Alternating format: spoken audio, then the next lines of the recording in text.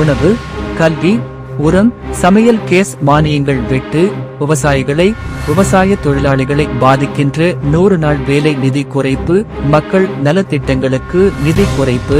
தமிழ்நாடு, கேரளா மாநிலங்களை புறக்கணித்து கூட்டாட்சி தத்துவத்தை சீரழிப்பதை கண்டித்து ஏழை எளிய நடுத்தர மக்களை பாதிக்கும் பாஜக அரசின் மக்கள் விரோத பட்ஜெட்டை கண்டிப்பதாக கூறி கடலூர் மாவட்டம் விருத்தாசலம் பாலக்கரை சந்திப்பில் மார்க்சிஸ்ட் கம்யூனிஸ்ட் கட்சியினர் கண்டன ஆர்ப்பாட்டம் நடத்தினர்.